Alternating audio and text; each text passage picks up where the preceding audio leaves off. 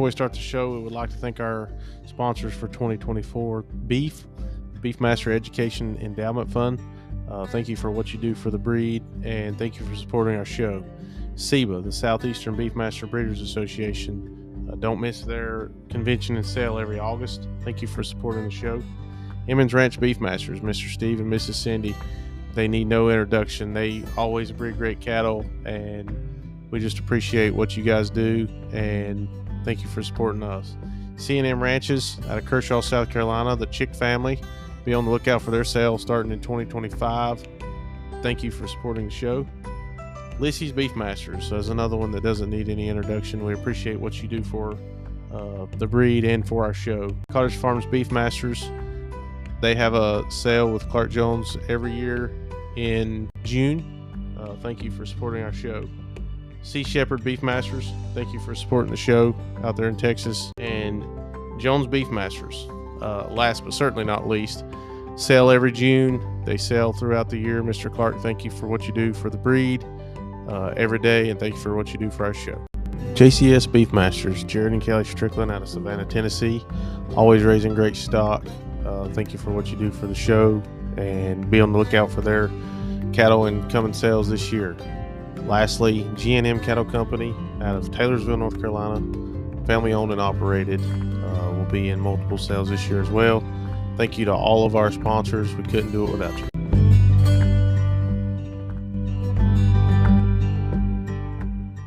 Welcome to Beefmaster Banner. We're your hosts, Josh Morrison and Jared Strickland. How's it going, Jared? It's going good. Spring is here. Spring's here. We're getting ready to be cutting hay. Looks like everybody else is too. So the fun time of year is getting ready to get busy. Well, that's nice seeing cows on grass instead of having to eat hay. Yeah. It looks like you're at the office tonight instead of at home. Yeah, we're in the process of moving, and we stayed our first night at our new house last night. So the internet's not coming till tomorrow. So had to come back to the office to get on internet.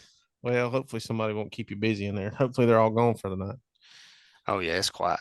So we're recording this early, but when this comes out, it'll be out. It'll be this coming Friday. So Monday and Tuesday are the committee meetings. We want to mention that we'll both be there. If you see us, please stop us, talk to us, especially if we've never talked to you before or never met. We'd love to meet you and talk cows, the podcast, anything you want to talk about.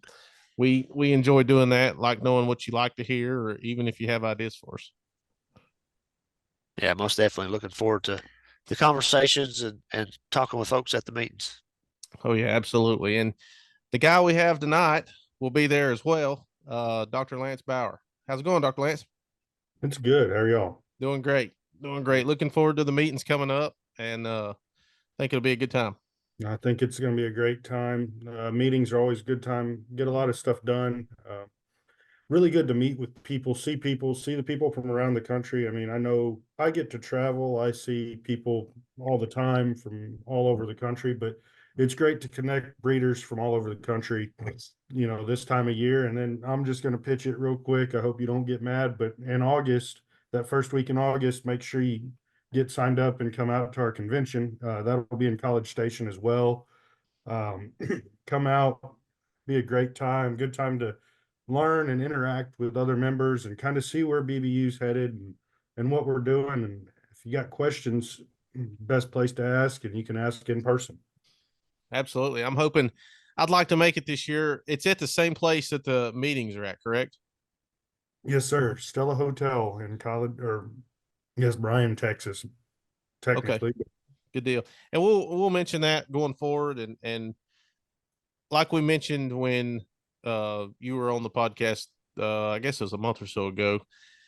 Time flies. That we're going to have you guys on more often this year. Y'all are more than willing to come on, and we really appreciate it. And I think like I said before, I think it means a lot, especially to the listeners, because they can get a kind of I don't really want to say a backstage view, but I guess in a way more of a what's going on inside BBU kind of deal. And hopefully people will enjoy some of these series we're going to do. I know we just talked about doing some EPD stuff and talking about other stuff inside BBU as well. So we really appreciate you coming on tonight talking about this. It's great to be here. So tonight we're going to kind of talk about the new, I guess you'd say, the new carcass scanning, the new way that it's done, the new algorithms. It's been a very hot topic since it happened, and I'll be honest with you, I don't know any much about it either. Just some of what I've heard in some of the committee meetings. So I guess maybe for let's just say the beginners, the very new people, why do we scan for carcass in our cattle? It's a great question. The thing is, the end product of any type of cattle is beef on the plate of the consumer, and the American consumer demands a high quality product. So when you go out and you buy cattle and you buy cattle for breeding stock, we've got to have some way to tell on those breeding stock where they're at, what their genetic potential is, without having to harvest them and actually look at that carcass and look at the carcass traits that are there. So this ultrasound scanning been around for a long time. It allows us to go in and look at these carcass traits on these animals at about a year of age, and see where those animals are at and trying to get a projection of where they're going to go from there. So it's all about improving the end product without having to kill an animal or harvest an animal. Good deal. And, I guess you sort of hit on it, but why does it matter to the end market? In my opinion, like you said, it's the quality of beef. And this wasn't on our sheet tonight, but it just kind of popped in my head. When looking at the way things are done and what we're looking at, we're not actually looking at the hard data. Yeah. So we're gonna, when you're looking at this, yes, you get some hard data back. You get it. What you're going to get back is going to be adjusted data. It's going to be adjusted based on the age of the calf, the sex of the calf, all of that at time of scanning. The most important thing, though, to look at there is going to be looking at ratios and looking at EPDs. If you're looking in your herd and comparing in your herd, look at those ratios and see where they rank in their contemporary groups, because that's the biggest thing. Josh the biggest thing is contemporary groups, and it's hard to explain, but high animals or high IMF animals are going to be higher IMF, whether they get a lot of feed or whether they don't get much feed. And so looking at those ratios is really what matters. And then those differences in the contemporary group is what builds your EPDs and allows you to compare across the breed. And kind of looking at the actual data, that's something that I get a lot of questions on a lot too, is how, because everybody always talks about that IMF number. So like, let's say, for example, 3 or something. Well, could you explain how like the rib fat and the rump fat kind of give you a gauge on the condition of the animal? Because to me, I try to tell folks, well, there's a correlation to that just instead of looking at just that actual number. Yeah, so I mean the rib fat and the rump fat, that kind of shows you what condition those animals are in. And just like with any trait, especially in these purebred cattle, we want to allow them to express their genetic potential. So we want to give them some feed. When you're looking at rib fat and rump fat, if you can feed to about a quarter inch of rib fat, 0.2 to 0.3, 0.35, somewhere in there on the rib fat area, you're looking at getting a pretty good spread and pretty good indication of the genetic potential of your animals when you view the IMF. Because Yeah. they're getting enough energy for maintenance and putting some fat on as well. Yeah. And I've kind of expressed that to some folks too. I've had some folks say that, well, they were disappointed with their IMF being low, but they had a rib fat of maybe a 0.1 or even less than that, and try to say, well, that may be a little too lean to express potential there as well. No, you're So, exactly right there. Well, and I think it's important too to note that whatever, it can be a little bit maybe confusing too. We're scanning these cattle at roughly a year old. It's kind of, I think that's where it adjusts to, is a year. Yeah. But that's not where they end. Is there any way that someone can tell kind of what their product's going to be at the end from the scan data we're getting at a year?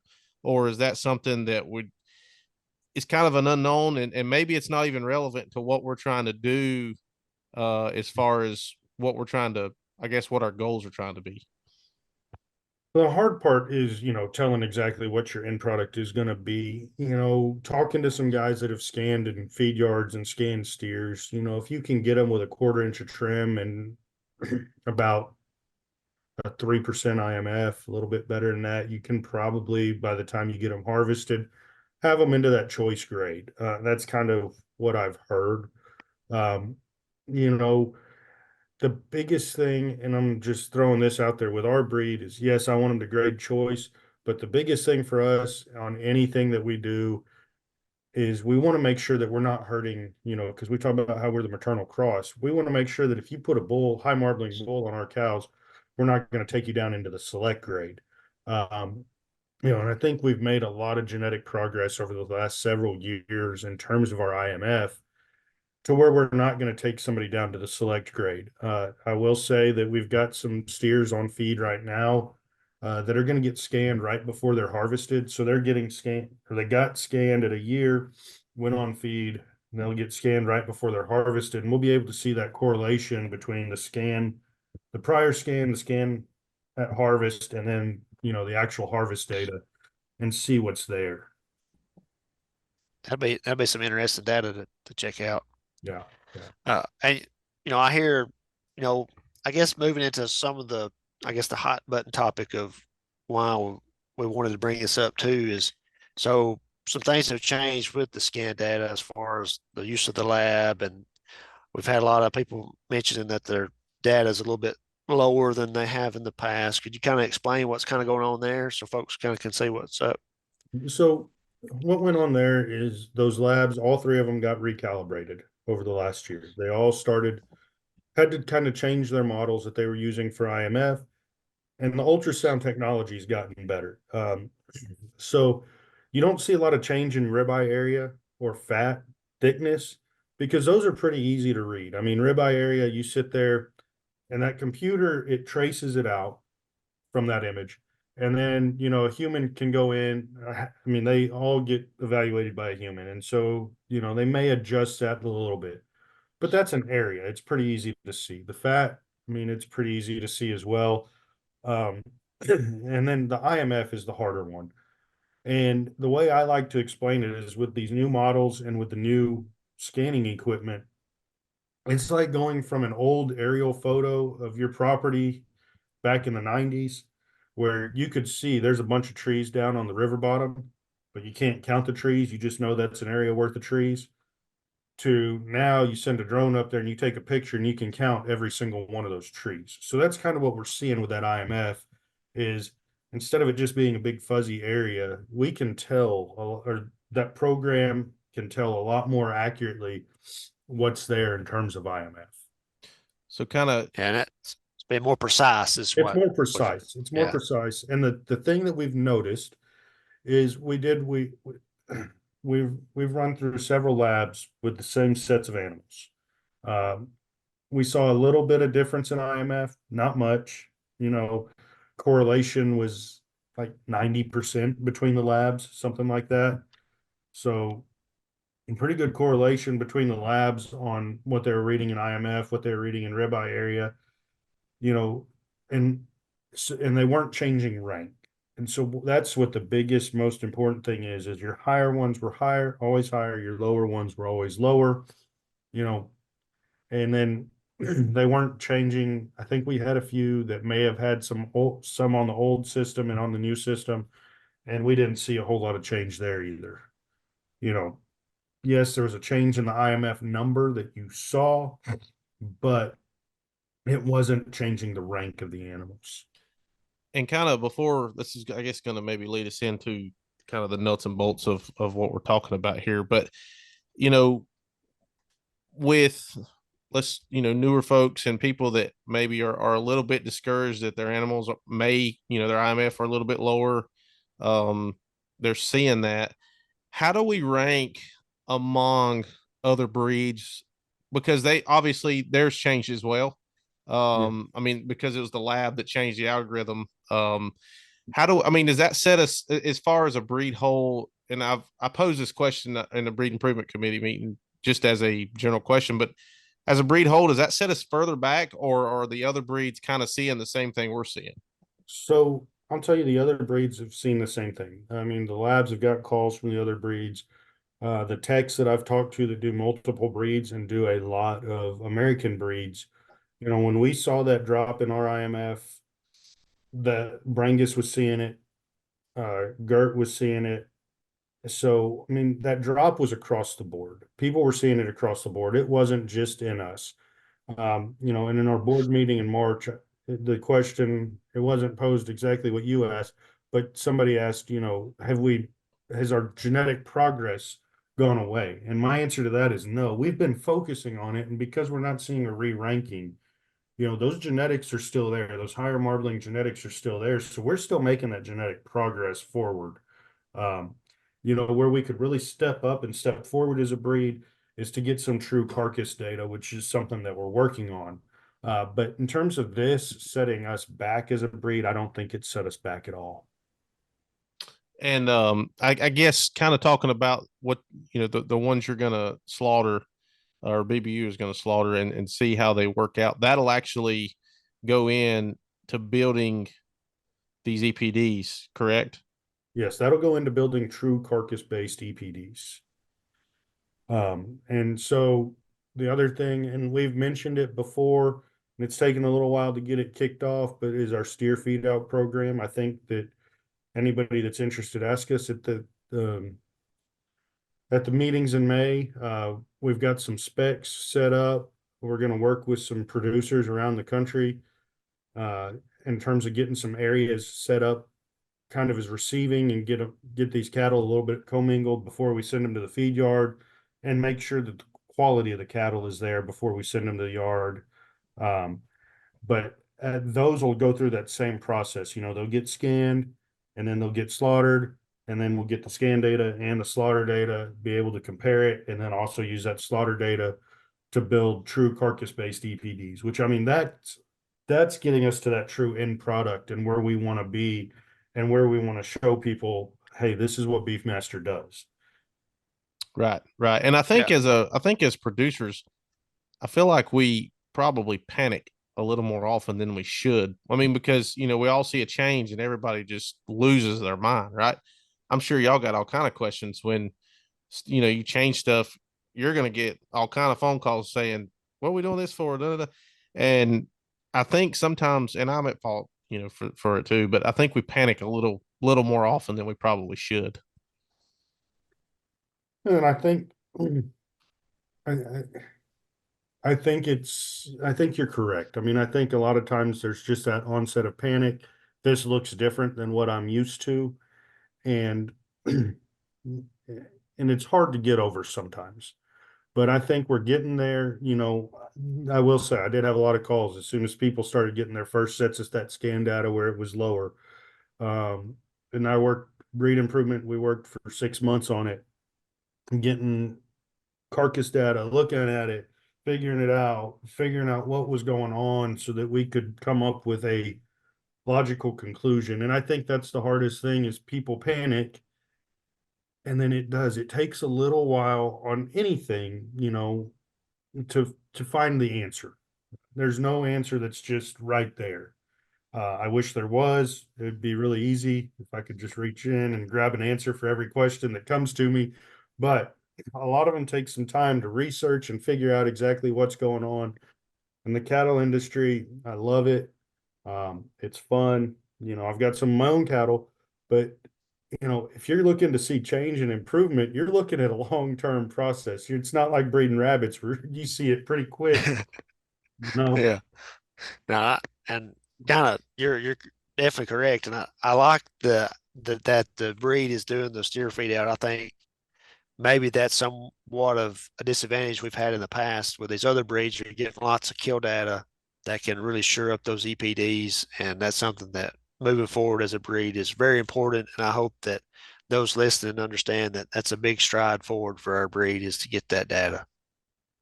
Yeah, and I mean, I'll just throw this out there. When we do that, like I said, we're gonna make sure they're quality cattle. We don't want the dinks out of the group, you know. Maybe something that's got a little bit of color if you're selecting on color. Maybe it's got too much sheath if you're selecting on sheath, you know, but it's still gonna fit in your group and be a good animal. We're gonna need groups of about 5 per producer with a couple bulls represented in each group. Um, so we're gonna be looking for specifics so that we can get those comparisons. And like I said, we're gonna work with producers around the country to kind of get some spots open up to commingle those cattle before we get them to the yard. So we're talking about EPDs, kind of moving into some of our, I guess, final points for the night. When we, how should we be looking at Carcass? I know we mentioned it maybe just a little bit at the very beginning of the episode, but can you kind of explain? Obviously, we're going to have hard data. I'm at fault. I look at hard data all the time. I look at what it actually is, and if it's not good, I get disappointed. If it is good, I'm really excited. But I don't know that that's like we've talked, that that's really the full picture of what we need to be looking at, especially now. Can you explain a little bit of maybe how we need to be looking at that? So, I mean, my answer is always going to be look at EPDs.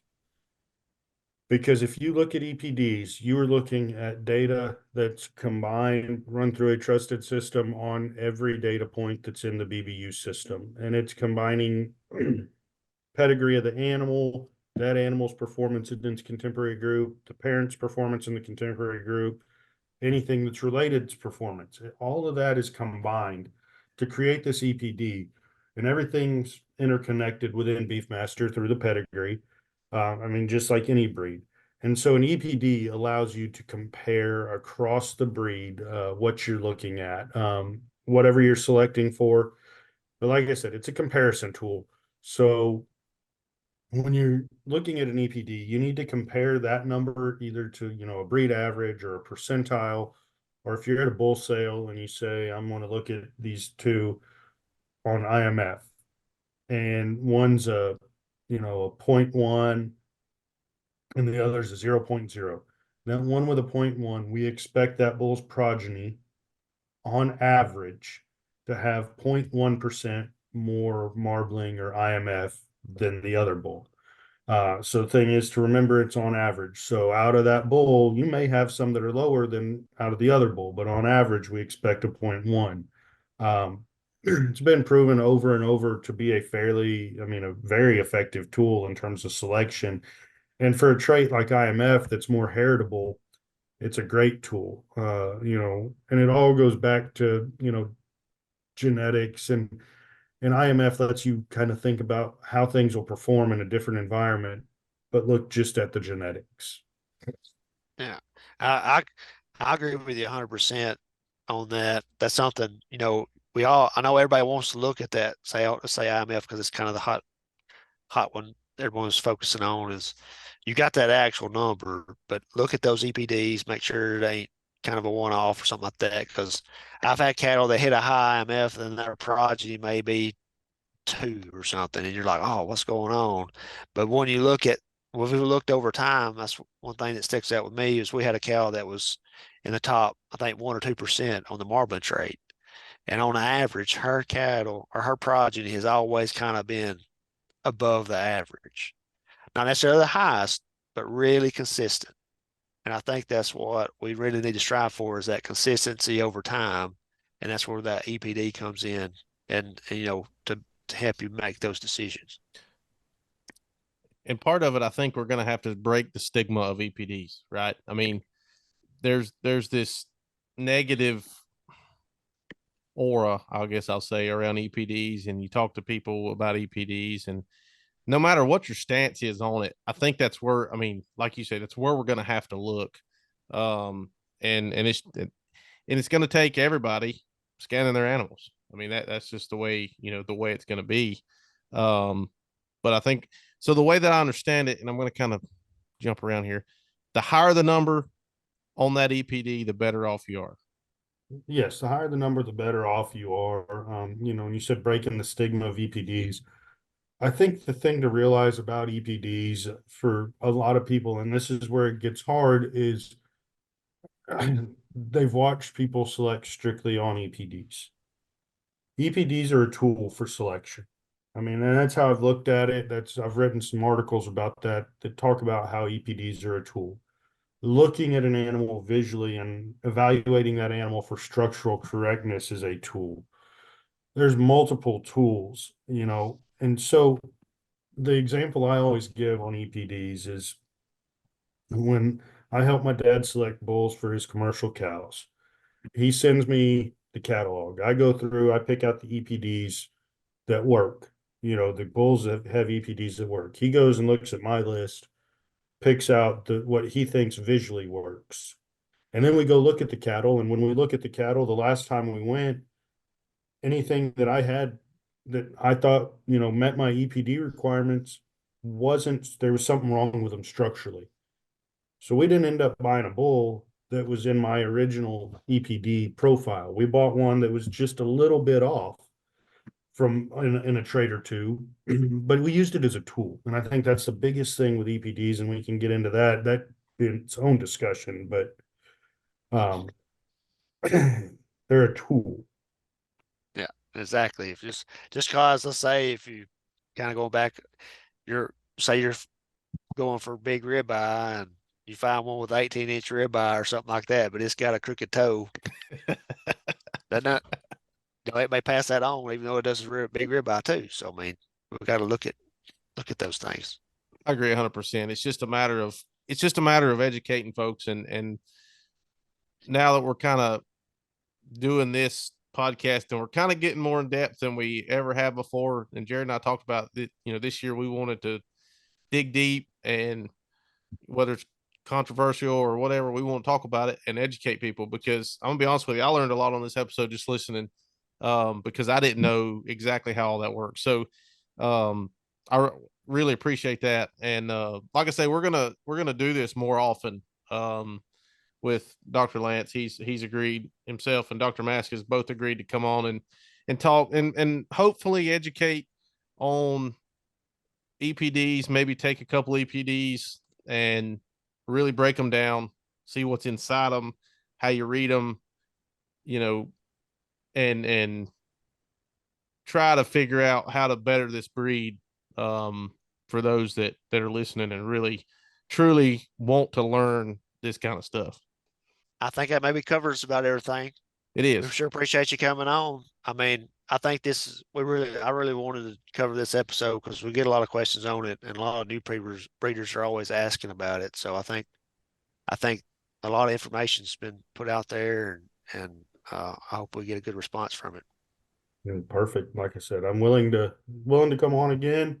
Let me know if anybody that's listening. My phone number's on the website, my email's on the website. Give me a call, shoot me a text, shoot me an email, get back with you. And if you got questions about anything performance related, DNA related, how does DNA affect all of this? What are genomics? If you've got those kind of questions, feel free to reach out to me.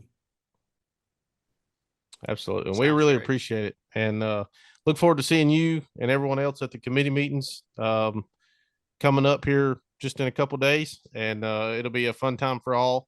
But again, Dr. Lance, we really appreciate you coming on and taking time out of your evening to do so. Thank you all, and we'll see y'all here shortly. See you at the committee meetings. Have a good one. See you. You too. Bye. See.